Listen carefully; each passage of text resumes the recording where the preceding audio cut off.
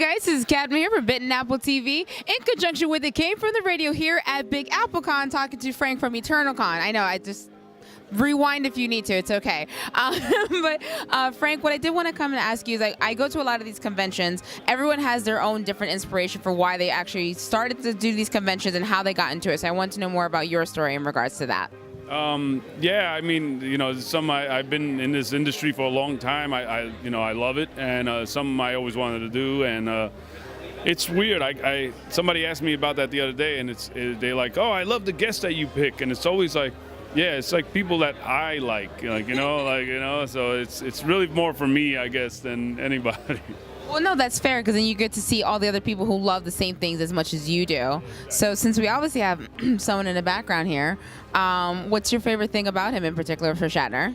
I mean, it's William Shatner, Captain Kirk, he's a big deal. I'm a big Star Trek fan from a kid, so it's a dream come true to have him come to my show. Like, it's great. So were you nervous about getting him into the con? Like, because I know sometimes as a fan, like, you're like, man, do I love you? But then, like, sometimes talking to them, you're like, I know I do it. I'm like, I'm not going over there. Like, well, it's different. Like, it's different for us because it's business.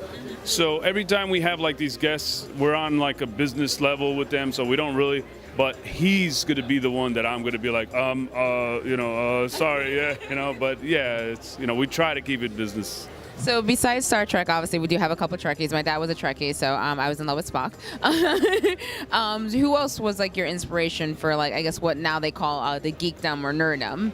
I mean, it started in comics, I guess. Went to, like DC and Marvel. You like both? You like the Archie? Like, are we talking about Archie and them? Like who?